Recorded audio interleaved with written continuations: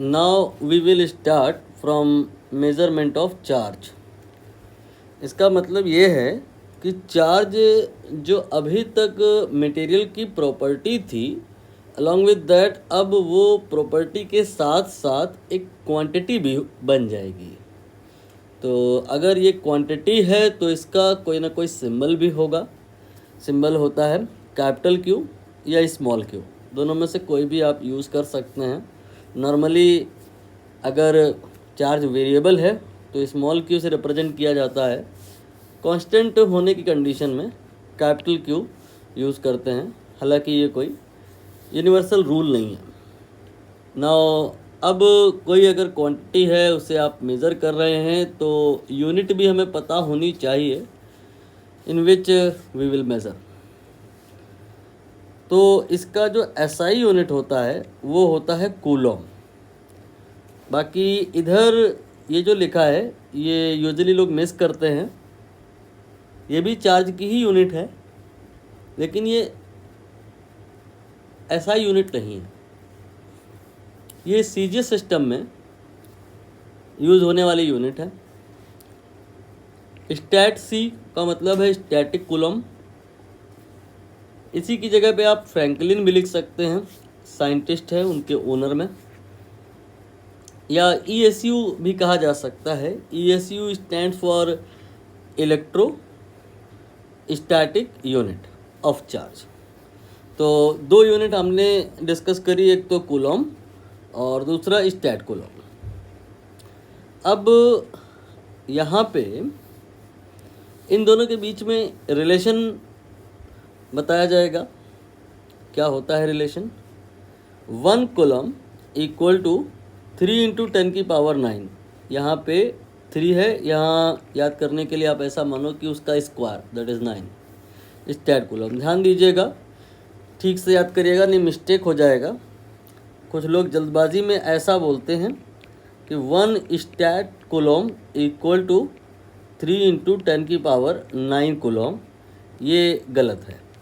सही रिलेशन क्या होता है? 1 कूलम इक्वल टू 3 इंटू 10 की पावर 9 स्टैट कूलम। मतलब आप ये कंक्लूड कर सकते हैं कि जो स्टैट कूलम है सीजीएस सिस्टम में यूनिट चार्ज की वो छोटी होती है एंड एसआई सिस्टम में बड़ी होती है। बड़ी क्या, बहुत बड़ी होती है।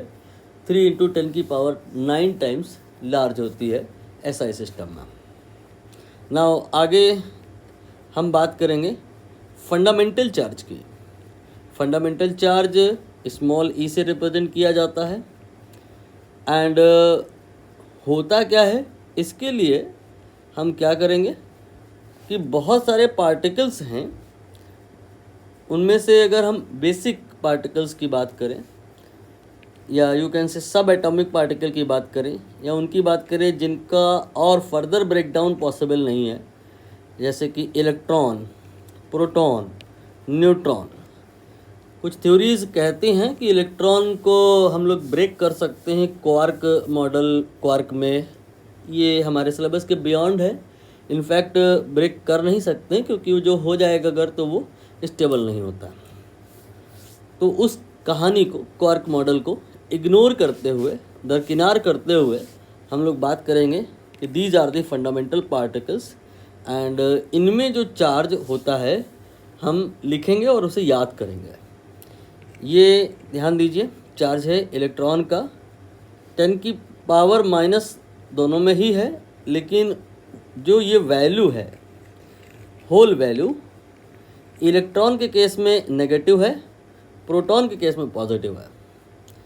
In order to avoid the confusion, ये जो फैक्टर है पूरा का पूरा स्मॉल ई से रिप्लेस कर दिया जाए, देन इलेक्ट्रॉन पे जो चार्ज होगा that will B -1 and proton पे होगा that will B -e, electron पे, प्रोटॉन पे +e। यहाँ पर एक छोटी सी कन्फ्यूज़न आती है बच्चों में कि जो स्मॉल ई है, बच्चे न जाने क्यों मान लेते हैं कि ये चार्ज है इलेक्ट्रॉन का, तो बोलते हैं कि इसकी वैल्यू होती है माइनस में 1.6 इंटू 10 की पावर -19। ऐसा नहीं है, क्योंकि अगर आप ऐसा मान लो तो आप देखो ध्यानपूर्वक, if you say charge on the electron q is equal to minus e and e is given by minus of that, and if we put that value over here, ultimately we get minus 2 times and effectively it become positive. But ऐसा है तो नहीं, electron का charge negative होता है। तो mistake यहाँ पे हो रहा है क्या कि हम E की वैल्यू को माइनस में लिए ले रहे हैं। E की वैल्यू माइनस में नहीं होती है, Q की value in case of electron वो माइनस में होती है और E पॉजिटिव होता है। तो अब आप देख लीजिए इलेक्ट्रॉन का चार्ज माइनस में ही आएगा। तो स्मॉल ई यहाँ पर जिस पर काफ़ी चीज़ें डिपेंड कर रही हैं उसी को फंडामेंटल चार्ज कहा जाएगा, या दूसरा नाम इसका होगा इलेक्ट्रॉनिक चार्ज कहा जाएगा। आप समझ रहे होंगे कि इलेक्ट्रॉनिक चार्ज का मतलब ऐसा बिल्कुल नहीं है कि आप इसे चार्ज ऑन द इलेक्ट्रॉन बोलने लग जाएं। Charge on electron and electronic charge, these are two different thing. ठीक है। अब कुछ लोग ई को लिखने में आलस करते हैं, या यू कैन से दूसरे सिस्टम ऑफ यूनिट को फॉलो करते हैं, तो फिर वहाँ पे ई की जगह 1 ले लिया जाता है।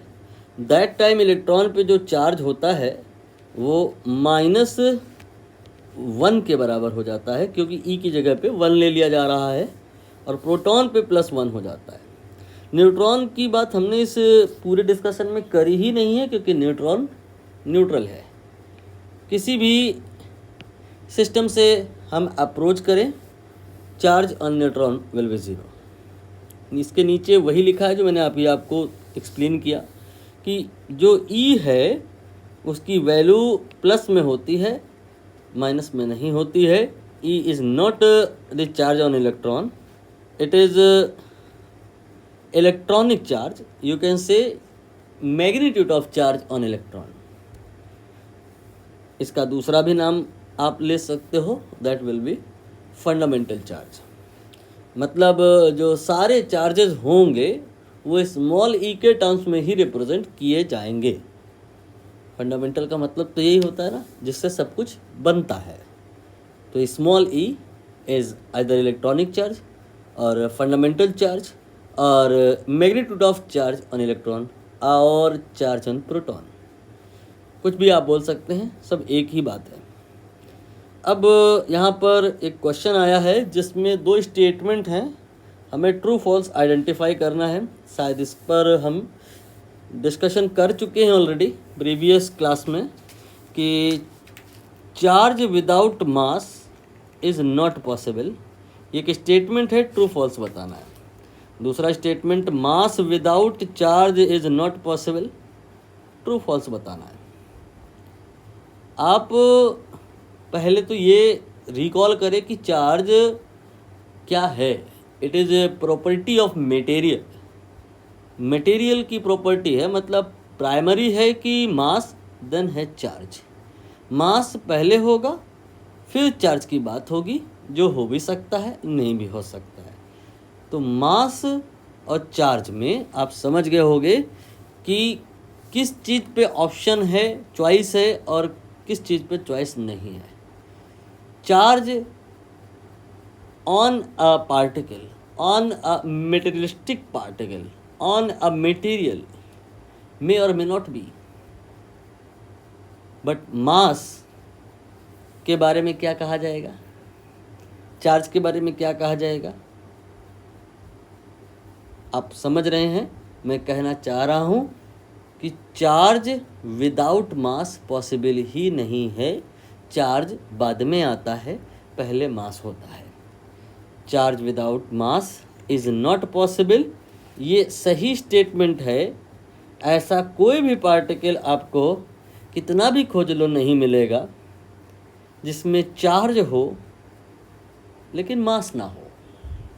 For example, if you try to search the particles जिनका रेस्ट मास 0 है, तो सबसे पहला जवाब निकल के आएगा फोटोन। जिसका मास 0 है तो क्या उसमें चार्ज है? नहीं, उसमें चार्ज नहीं है। ऐसा कोई पार्टिकल नहीं है यूनिवर्स में जिसमें अगर मास नहीं है तो चार्ज भी हो, तो चार्ज हो.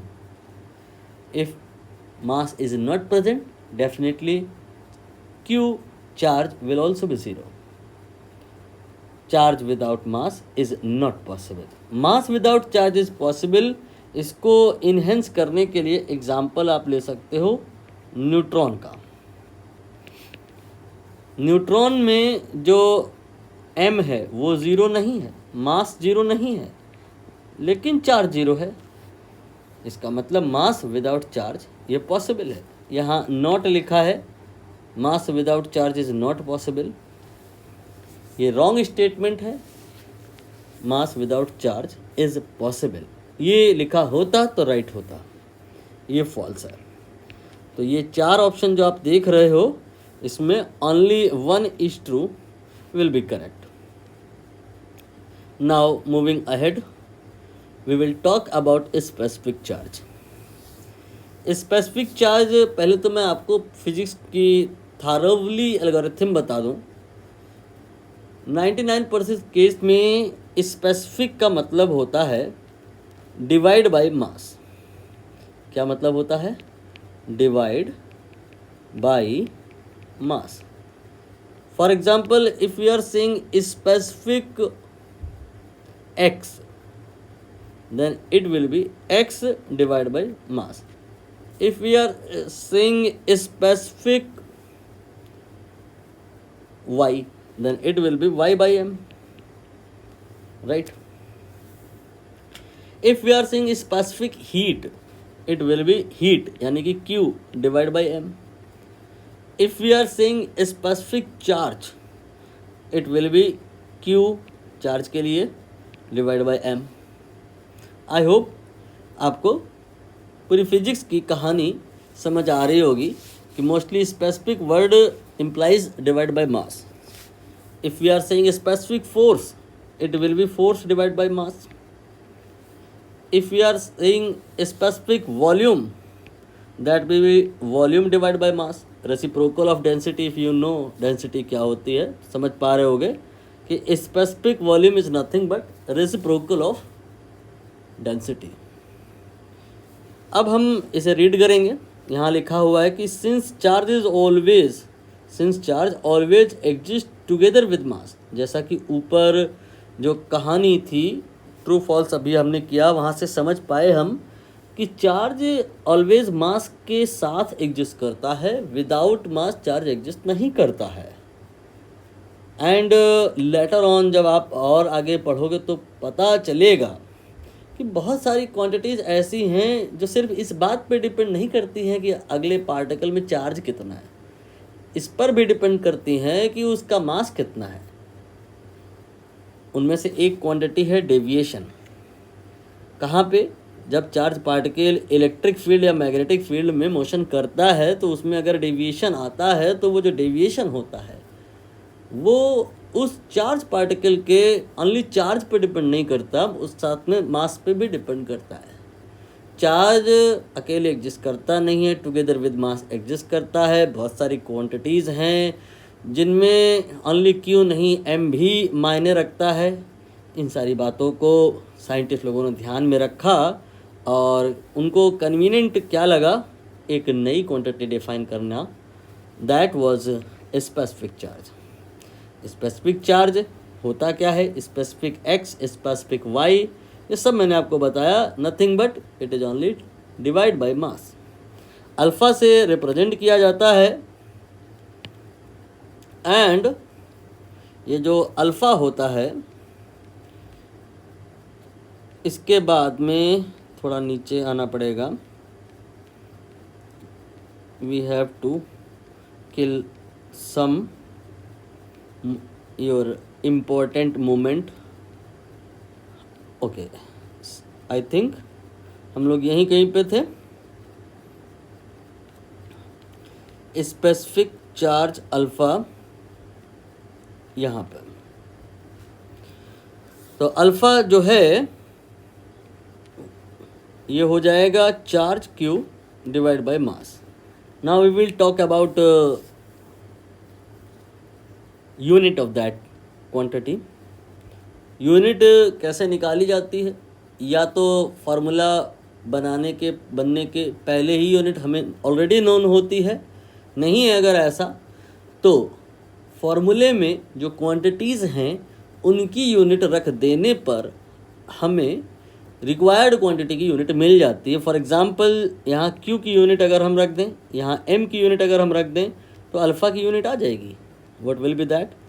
It is coulomb, it is kg। Coulomb per kg will be the unit of alpha. Specific charge की यूनिट हो जाएगी कूलम पर kg। शायद आपको पता हो, नहीं तो आगे पीछे कहीं पता चलेगा कि जो करंट होता है I वो होता है Q डिवाइड बाई T। ठीक है, यहाँ से जो Q होगा that will B I into T। तो यहाँ से Q की जो यूनिट होगी वो हो जाएगी I की unit that is ampere, T की unit that is second. Ampere into second will be the unit of Q। तो Q जहाँ आप अभी कूलम रखे थे, चाहो तो आप A into S, ampere into second भी रख सकते हो। ऐसा करने से क्या हो जाएगा? कोई विशेष दिक्कत नहीं हो जाएगी, फ़ायदा भी नहीं हो जाएगा, बस आप यहाँ पर एम्पियर को भी थोड़ी सी वैल्यू दे पाओगे, उनकी भी आत्मा को शांति मिल जाएगी। दूसरा, एम्पियर को if you no SI system में फंडामेंटल क्वांटिटीज़ का दर्जा दिया गया है, कूलम को नहीं दिया गया है। तो अगर एसआई सिस्टम में अल्फ़ा की कोई यूनिट पूछेगा तो फिर ये होगी, बाकी ये कोई गलत नहीं है, ये भी सही है। नाउ अब क्या करेंगे? ये जो क्वांटिटीज़ हैं, ये जो क्वांटिटी है, we will calculate the value of this quantity for fundamental particles together with photon, electron, proton, neutron and photon. पहले फोटोन की ही बात कर लें। फोटोन के केस में ये जो अल्फ़ा है ये इररिलेवेंट हो जाएगा। क्यों भाई? फोटोन के बारे में मैं आपको बता चुका हूँ, m ये होता है 0 और चार्ज इसीलिए होता नहीं है, वो भी होता है 0। 0/0 अगर थोड़ी बहुत गणित आपको आती हो तो ऑलरेडी पता होगा। ये नॉट डिटरमाइंड या इनडिटरमाइंड या नॉट डिफाइंड फॉर्म है, इसीलिए यहाँ पर आपको कुछ नहीं लिखना है, ऐसे एक लाइन बना देनी है जो ये बता रही है कि फोटोन के केस में अल्फ़ा डिफाइन नहीं है। अल्फ़ा अगर कोई आपसे पूछ रहा है फॉर फोटोन, आप उसे गाली दे सकते हो क्योंकि डिफाइन नहीं है।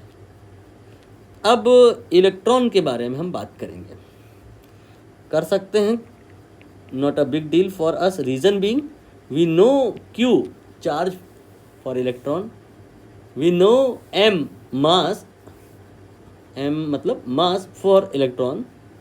If we put this value we will get the value of alpha.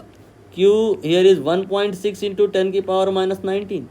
ध्यान दीजिए, यहाँ पर मैं माइनस साइन नहीं पुट कर रहा हूँ। रीज़न बीइंग अंडरस्टूड होता है कि स्पेसिफिक चार्ज में हमें ओनली मैग्नीट्यूड रिपोर्ट करना होता है मोस्टली, तो माइनस रखने की नीड नहीं है। एक ही ऑप्शन में अगर प्लस भी है एक ऑप्शन और एक माइनस भी है, तब फिर ना Q को आप इलेक्ट्रॉन के केस में माइनस में लेंगे। Unless not specified we can put only positive value for electron. ये हो गया Q। नाउ M याद रखना पड़ेगा, मैंने आपको बहुत बार बताया है कि बच्चे बड़े बड़े काम कर लेते हैं, वैज्ञानिक बन जाते हैं, बट छोटी छोटी बातें नहीं याद करते हैं, जैसे कि इलेक्ट्रॉन, प्रोटॉन, न्यूट्रॉन का चार्ज और मास, वही सब यहाँ पर आपने याद करना है। इसीलिए मैं बार बार लिख रहा हूँ ताकि आप भी लिखो और याद हो जाए। अब आप इसे थोड़ा सिंप्लीफाई करेंगे। इस 1.6 को आप चाहो तो 16 लिख सकते हो, तो फिर इंटू 10 की पावर -1 आएगा, -19 इसी के साथ में कंबाइन होगा, और ये 31 जो माइनस का है ये प्लस में आ जाएगा, और ये 9.1 हो जाएगा। इसको आप लगभग में 9 मान लो, 16/9, ये 1.75 आएगा, कैलकुलेशन पार्ट मैं आपके ऊपर छोड़ रहा हूँ। ये 10 की पावर मुझे दिख रही है, जहाँ तक ये 11 आएगी। रीज़न बीइंग ये -20 और +31, 31 - 20 दैट विल बी 11। ये हमने निकाला है, किस चीज़ का वैल्यू निकाला है? अल्फ़ा का for what? Electron. Now proton, इसके लिए आप स्वयं से करें। करने के पहले लेकिन अगर हो सके आप एक एस्टिमेट हमें दे दें, ये इतना ही आएगा या ज़्यादा आएगा या कम आएगा? ज़्यादा आएगा तो कितना, कम आएगा तो कितना? When you try to calculate alpha for proton, here we put same जो आपने इलेक्ट्रॉन के केस में रखा। मैग्नीट्यूड वाइज तो चार्ज इलेक्ट्रॉन और प्रोटॉन बराबर ही है ना, लेकिन मास यहाँ पे जो आप रखोगे नॉट सेम। प्रोटॉन का मास इलेक्ट्रॉन के बराबर होता है, ये किसने कहा? ये ज़्यादा होता है। कितना? ये मैं आपको ऑलरेडी बता चुका हूँ, 1840 टाइम्स। ड्यू टू दैट जो प्रोटॉन का स्पेसिफिक चार्ज आएगा वो इलेक्ट्रॉन के स्पेसिफिक चार्ज में 1840 डिवाइड करने के बाद आएगा। आप चाहो तो करके देख लो एक बार, कुछ थोड़ा बहुत आपने भी करना होगा। न्यूट्रॉन की बात करें अगर, तो ये प्रोटॉन के बराबर आएगा? नहीं, ये ज़ीरो आएगा। क्यों? क्योंकि प्रोटॉन के केस में, न्यूट्रॉन के केस में चार्ज नहीं होता है, लेकिन m होता है। यहाँ ज़ीरो नहीं लिखा जाएगा। न्यूट्रॉन का मास ज़ीरो नहीं होता है, 1.6 × 10 की पावर -27 होता है। लिहाजा ये डिफाइन हो जाएगा एंड एग्जैक्टली ज़ीरो आ जाएगा। The specific charge for photon is not defined, for neutron it is zero and for electron it is that much. एक बात नोटिस करिए, प्रोटॉन का स्पेसिफिक चार्ज इलेक्ट्रॉन से कम है या ज़्यादा है? दिखाई दे रहा है कम है, क्योंकि 1840 से डिवाइड किए हो आप। दरअसल एक जनरल स्टेटमेंट है जो मोस्टली वैलिड होता है कि इलेक्ट्रॉन के अलावा जितने भी पार्टिकल हैं, अगर स्पेसिफिक चार्ज उनका निकलना है या निकल के आ रहा है या होता है तो वो कम ही आएगा। इलेक्ट्रॉन का स्पेसिफिक चार्ज सबसे ज़्यादा होता है, बहुत हल्का है पार्टिकल ये, बाकी सारे तो इससे हैवी हैं। तो अल्फ़ा यही लिखा है यहाँ पे, is maximum for electron among all stable particles. कल को कोई आपसे इलेक्ट्रॉन की तुलना कराने को बोलता है अल्फ़ा पार्टिकल से, करा लेने दीजिए। अल्फ़ा पार्टिकल हो चाहे ऐसा वैसा कोई और जैसा पार्टिकल हो, जो स्पेसिफिक चार्ज है इलेक्ट्रॉन के लिए ही सबसे ज़्यादा होता है। मतलब आप विदाउट कैलकुलेशन कह सकते हो कि अल्फ़ा पार्टिकल का स्पेसिफिक चार्ज इलेक्ट्रॉन के स्पेसिफिक चार्ज से लेसर होगा, कम होगा। Now we will talk about composite particles. यहाँ से अब थोड़ी थोड़ी कहानी थ्योरी से अलग हटेगी, न्यूमेरिकल की तरफ बढ़ेगी। नाम से ही आपको समझ आ रहा होगा, कंपोजिट पार्टिकल मतलब ये जो नॉन पार्टिकल्स हैं, इलेक्ट्रॉन, प्रोटॉन, न्यूट्रॉन, इनसे ही मिला करके हम एक नया पार्टिकल बनाएंगे। कभी 2 इलेक्ट्रॉन ले लेंगे, कभी 2 प्रोटॉन ले लेंगे, कभी 2 इलेक्ट्रॉन 2 प्रोटॉन सब मिला करके एक नया पार्टिकल बना लेंगे। तो वो तो इनफाइनाइट मैनी सिचुएशन हो सकती हैं। हमें बेसिक्स क्लियर होने चाहिए कि ऐसी सिचुएशन को डील कैसे करेंगे। कंपोजिट पार्टिकल जो फंडामेंटल से मिल के बनने हैं, उनको डील कैसे करेंगे। कुछ मोस्ट कॉमन कंपोजिट पार्टिकल्स की हम बात करें अगर, तो आप फ्यूचर में कैथोड रे का नाम सुनोगे, हो सकता है आपने पास्ट में भी सुना हो। अभी लोग कम सुनते हैं क्योंकि टेलीविज़न हमारे जो मिल रहे हैं मार्केट में वो LCD वाले मिल रहे हैं, लिक्विड के क्रिस्टल डिस्प्ले वाले हैं। पुराने ज़माने में टीवी की जगह एक डब्बा आता था, उसके अंदर कैथोड रे वाली ट्यूब लगी होती थी। तो फिर लोग जानते थे कैथोड रे क्या होता है, बट अभी लोग कम जानते हैं। बीटा रे हो सकता है आपने सुना हो। बीटा रे आपने जब सुना होगा तो 3 प्रकार की रेज एक साथ सुनी होंगी, alpha beta gamma. Radio active में शायद केमिस्ट्री में कहीं आपने सुना हो, नहीं तो आगे सुनेंगे। कहीं नहीं सुना है ना सुनेंगे तो फिर यहीं सुनिए कि कैथोड रे कोई बोलेगा कंफ्यूज नहीं होना है, बात इलेक्ट्रॉन की ही हो रही है। बीटा रे कोई बोल रहा है, कंफ्यूज नहीं होना है, बात इलेक्ट्रॉन की ही हो रही है। कैथोड रे जिन पार्टिकल से बना होता है, बीटा रे जिन पार्टिकल से मिलके बना होता है, they are nothing but they are electrons. Electron के लिए सब कुछ हम निकाल चुके हैं, क्यू निकाल चुके हैं, एम निकाल चुके हैं, अल्फ़ा निकाल चुके हैं। तो आपको कोई गुमराह करे तो होइएगा नहीं। अगला पूछ रहा है कि बताओ जी specific charge what will be for cathode ray. Cathode ray के लिए स्पेसिफिक चार्ज क्या होगा, अब आप सोचने में लग जाओगे ना। इलेक्ट्रॉन के लिए जो होता है वही होता है। इनमें जो अंतर होता है बेसिकली कैथोड रे और बीटा रे में, वो उनके ओरिजिन पे होता है। दोनों हैं एक प्रकार के इलेक्ट्रॉन, निसंदेह दोनों इलेक्ट्रॉन हैं, एक जैसे ही प्रकृति के हैं। उन इलेक्ट्रॉन में ऐसा नहीं कि एक काला है एक नीला है, दोनों इलेक्ट्रॉन हैं, दोनों एक जैसे इलेक्ट्रॉन हैं। बस इलेक्ट्रॉन जो आ रहा है वो आ कहाँ से रहा है, इसके आधार पे नाम में अंतर आ जाता है। अगर इलेक्ट्रॉन एटम की जो सेल्स हैं वहाँ से निकल के आ रहा है, then it will be cathode ray. If it is coming from nuclei, later on we will discuss about atom and nuclei, then it will be beta ray. अब इतना डिटेल में हम लोग बच्चे हैं, अभी डिस्कस नहीं करेंगे, धीरे धीरे आगे कभी करेंगे। फिलहाल आपने ये टर्म्स को समझ करके चलना है। एक ही बात है, कैथोड रे, बीटा रे, इलेक्ट्रॉन। क्वेश्चन देखिए यहाँ पे, which of the following can not be deviated in EM field. Electromagnetic field में इन 4 में से कौन है जो डेविएट नहीं हो सकता है। देखिए ऐसा है मालिक कि जो अगर पार्टिकल में चार्ज नहीं है तो फिर उस पे ना अट्रैक्शन लगेगा ना रिपल्शन लगेगा। बोला था ना मैंने, charge is a property of material जिसकी वजह से अट्रैक्शन या रिपल्शन होता है। तो अट्रैक्शन रिपल्सन कुछ लगबे नहीं करेगा अगर चार्ज नहीं है। और चार्ज किस में नहीं होगा पक्के तौर पे, अगर मास नहीं है तो। मास है तो भी हो सकता है चार्ज ना हो। कुल मिलाकर के अगर मास नहीं है किसी में तो चार्ज का तो प्रश्न ही नहीं उठता। For example if we talk about gamma ray, gamma ray is a kind of light. When you will go in deeper of spectrum, light का, विजिबल लाइट का स्पेक्ट्रम जब आप पढ़ोगे तो लाइट के बारे में तो विबग्योर आएगा, वी के ऊपर वायलेट के ऊपर अल्ट्रा वायलेट, रेड के नीचे इंफ्रारेड।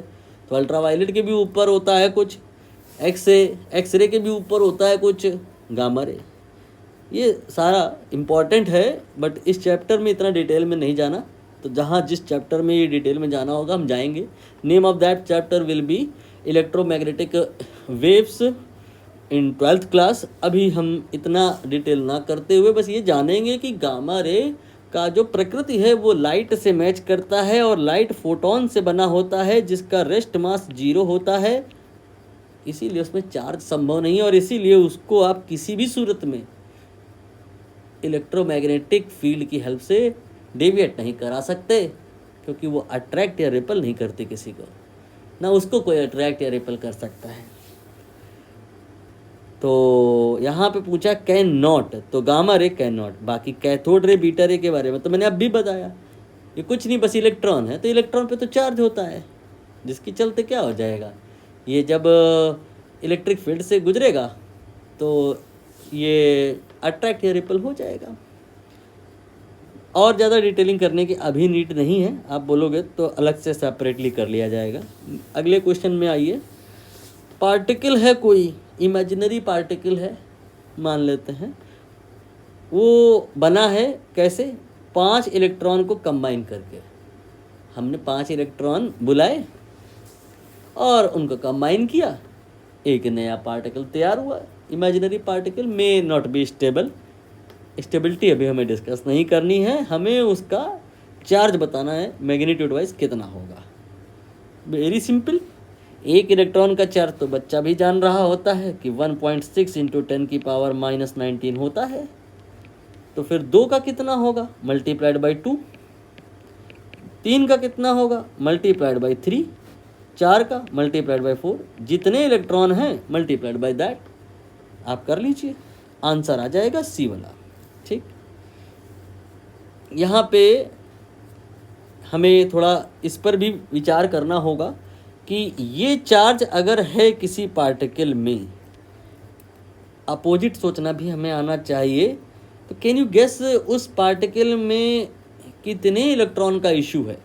वो पार्टिकल एक इलेक्ट्रॉन से बना हो सकता है या 2 इलेक्ट्रॉन से। ये जो चार्ज है तो एक इलेक्ट्रॉन का है ना, तो ये n बराबर हम यहाँ 1 लिखेंगे। अगर किसी पार्टिकल में इतना चार्ज है तो आप यहाँ से गेस कर सकते हो n कितना होगा, कितने इलेक्ट्रॉन से बना होगा। मतलब आपको धीरे धीरे पिक्चर को ऐसे सेट करना है कि all the charges are what, multiple of that. ये जो फिगर है इसमें ही कुछ ना कुछ गुणा करके क्यू की वैल्यू, चार्ज की वैल्यू आनी है, या तो 1 का या 2 का या 3 का या 4 का। Any whole number 1 2 3 4 5 like that, when multiplied in that we will get the value of charge। इस तरह से आपने चीज़ों को समझना होगा। यानी कि ये जो है इशारा दे रहा है कि इलेक्ट्रॉन है पिक्चर में तो कितना, 1। ये जो फिगर है बता रही है कि इलेक्ट्रॉन जो अगर पिक्चर में है तो कितने, 2। ये जो फिगर है बता रही है क्या कि जो अगर इलेक्ट्रॉन हैं तो यहाँ कितने, 5। और ये बता रही है कि 10 इलेक्ट्रॉन के बराबर का चार्ज यहाँ पर इन्वॉल्व हो रहा है। नाउ थोड़ी थोड़ी मैंने भूमिका रख दी है क्वांटाइजेशन ऑफ चार्ज के लिए, अभी आगे आपको समझ आ जाएगा। पहले इस क्वेश्चन को आप कीजिए, आपको अभी सारा कुछ खेल समझ आएगा। क्वेश्चन है कि पार्टिकल है कोई जिसे हम बनाए हैं कैसे।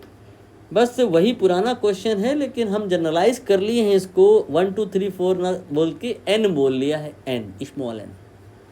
एक पार्टिकल है जिसमें हम क्या किए हैं, n इलेक्ट्रॉन को कंबाइन करके बनाए हैं, तो उस पर चार्ज कितना होगा। तो भैया 1 इलेक्ट्रॉन की वजह से E है, 2 इलेक्ट्रॉन की वजह से 2E है, 3 इलेक्ट्रॉन की वजह से 3E है, 4 की वजह से इतना है, तो n इलेक्ट्रॉन की वजह से NE होगा। ये आंसर आ जाएगा। यहाँ पर हम कहेंगे charge in a particle having n electrons will be NE। ये जो Q बराबर NE लिखा है, ये फॉर्मूला हमें याद रखना है, किताबों में आपको मिलेगा, जो कि आपको समझ आ गया होगा। फार्मूला नहीं है, ये तो बच्चों वाली बात है, सब लोग जानते हैं इसे। अगला जो प्रश्न है उसमें बताना है कि ये 4 ऑप्शन हैं जिनमें चार्ज की वैल्यूज़ दी गई हैं। बताना यह है कि कौन सा ऐसा चार्ज है या कौन सा ऐसा ऑप्शन है जो पॉसिबल नहीं है, कौन सा ऐसा चार्ज है जो एग्जिस्ट नहीं कर सकता यूनिवर्स में। थोड़ा सा डिफरेंट है क्वेश्चन, बट करना होगा ताकि आप क्वांटाइजेशन ऑफ चार्ज समझ जाओ, आगे वही आने वाला है। जैसे मैंने आपको भी थोड़ी देर पहले सिखाया था वैसे ही बताओ। अगर ये चार्ज किसी बॉडी पे है, मैं मान लूँ है, तो फिर वो कितने इलेक्ट्रॉन के करस्पॉन्डिंग होगा। Can you calculate that, can you imagine that. Imagine तो कर सकते हो, फिगर इजी है। 1.6 का जस्ट डबल है ये, n की वैल्यू 2 है। अगर आप इमेजिन नहीं कर पा रहे हो तो अभी जो मैंने फॉर्मूला बताया उसमें ये वाला वैल्यू Q का डाल दो, 3.2 इंटू 10⁻⁻19। n हमारे लिए यहाँ पर अज्ञात है और E हमारे लिए ज्ञात है, नोन है। रखेंगे, सॉल्व करेंगे, n2 ही आ जाएगा। नाउ अभी बी ऑप्शन को छोड़िए, थोड़ी देर को सी ऑप्शन पर बात करिए। सी ऑप्शन में बताइए कितने इलेक्ट्रॉन इन्वॉल्व हुए होंगे, कितने इलेक्ट्रॉन को मिला करके एक नया पार्टिकल बनाया जाए ताकि उस पर चार्ज जितना सी ऑप्शन में लिखा है उतना आ जाए। Can you imagine that. 16 का पहाड़ा आता ही होगा, 16 दूनी 32, 16 तीन 48। जो नहीं आता तो यही अप्रोच फिर से लेनी है आपने। यहाँ बस इस बार क्यू की जगह पे ये नहीं रखना है, ये रख देना है, सॉल्व कर लेना है, n की वैल्यू 3 आ जाएगी, नो प्रॉब्लम इन दैट। अब हम बात करेंगे सेकेंड ऑप्शन की, जहाँ लिखा है कि चार्ज बॉडी पे 4.0 इंटू 10 की पावर -19 है। मान लेते हैं कि किसी बॉडी पे है इतना चार्ज, हो सकता है ना हो, लेकिन अभी मान लेते हैं थोड़ी देर के लिए, चलो है, तो फिर क्या इशू है, क्या दिक्कत आ सकती है इस फॉर्मूले में, Q बराबर NE वाले फॉर्मूले में। Q की वैल्यू हमने जो चार्ज लिखा है बी ऑप्शन में वो रख दिया और सॉल्व किया, तो N जो आएगा आप केयरफुली चेक करिए 2.5 आएगा। इमेजिन करना दैट टाइम मुश्किल हो रहा था, इसलिए मैंने कैलकुलेट कराया। अब आप थोड़ी रीजनिंग अप्लाई करिए। बी ऑप्शन वाला जो चार्ज है किसी भी पार्टिकल पे तब पॉसिबल हो सकता है जब उस पार्टिकल पे 2.5 इलेक्ट्रॉन हो। किसी बॉडी पे 2.5 इलेक्ट्रॉन प्रेजेंट हैं, how is that possible? I have already told you, quark quark वाला मॉडल नहीं होता है हमारी दुनिया में। हमारी दुनिया में इलेक्ट्रॉन ही स्मॉलेस्ट पार्टिकल है, उसको और आप नहीं तोड़ सकते। तो 2 इलेक्ट्रॉन ये तो पॉसिबल है, ये चार्ज तो बॉडी में हो सकता है, किसी अनदर बॉडी में ये चार्ज तो हो सकता है, लेकिन कोई भी दुनिया की ऐसी बॉडी नहीं हो सकती जिसमें इतना चार्ज पाया जाए, क्योंकि ये तभी संभव है जब इलेक्ट्रॉन को हाफ किया जा सके। Since electron can not be broken, this value of charge is not possible. ये मैंने जो आपको कहानी बताई यही थी क्वांटाइजेशन ऑफ चार्ज। अब आप इसे अपने शब्दों में भी लिख सकते हैं। फिलहाल इस क्वेश्चन का आंसर देख लेते हैं एग्जैक्टली क्या होगा। कैन नॉट कौन सा नहीं है, तो यहाँ पर हम सेकेंड ऑप्शन को टिक करेंगे, ये वो चार्ज है जो पॉसिबल नहीं है। क्वांटाइजेशन ऑफ चार्ज अब एक्सप्लेन किया जाएगा, इसे आप अपने शब्दों में लिखेंगे। मैं अपने शब्दों में लिखूंगा नहीं, बोले दे रहा हूँ।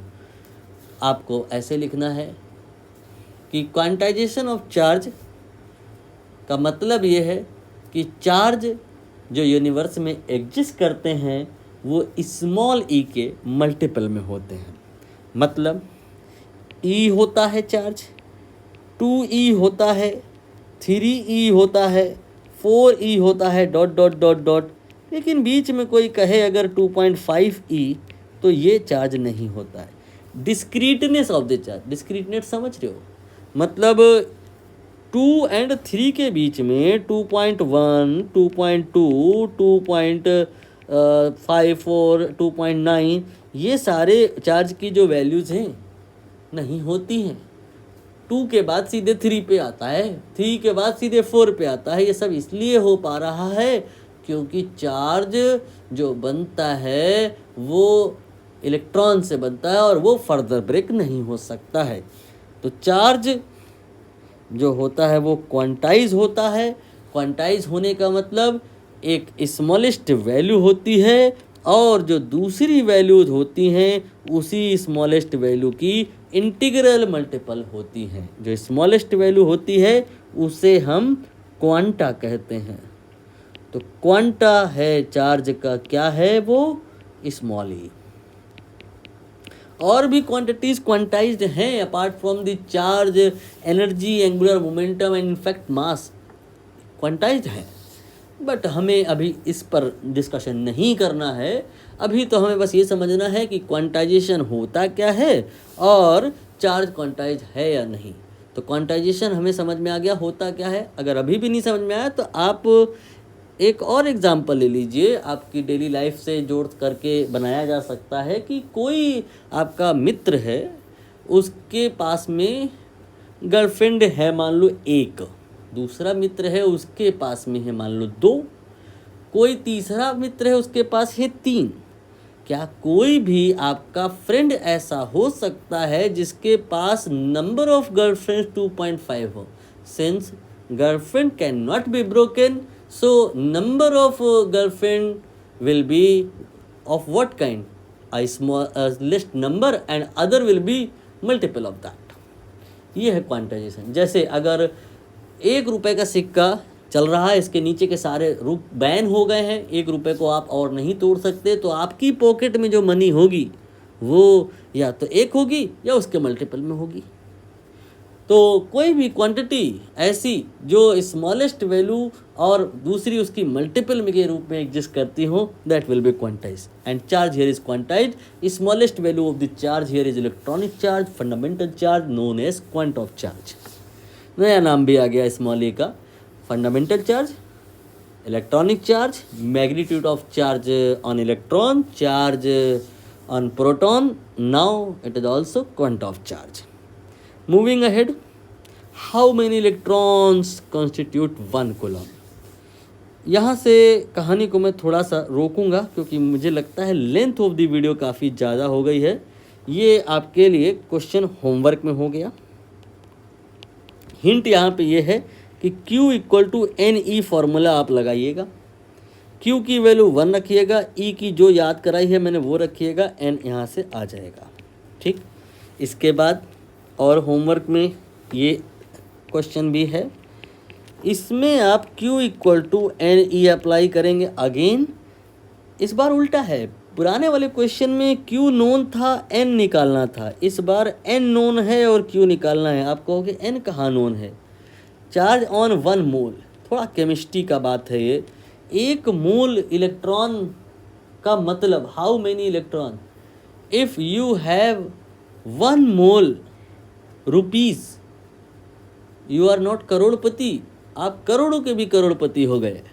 बहुत होता है ये। 1 mole of any species means बहुत ज़्यादा, बहुत ही ज़्यादा। अवगाड्रो नंबर, इतना इलेक्ट्रॉन है। एन का वैल्यू इनडायरेक्टली इस क्वेश्चन में दिया है, इतना रखना है। यहाँ पर से आप क्यों निकाल पाओगे, ये भी आपको करना है, होमवर्क में है। अगला क्वेश्चन होमवर्क में दिया जा सकता है क्या? मुझे नहीं लगता अगला क्वेश्चन होमवर्क में दिया जाना चाहिए। अब बस इतने ही 2 क्वेश्चन करिए, इसके बाद हम लोग इन 2 क्वेश्चन को होमवर्क को डिस्कस करके यहाँ पर से अपनी कहानी को अगली क्लास में स्टार्ट कर लेंगे।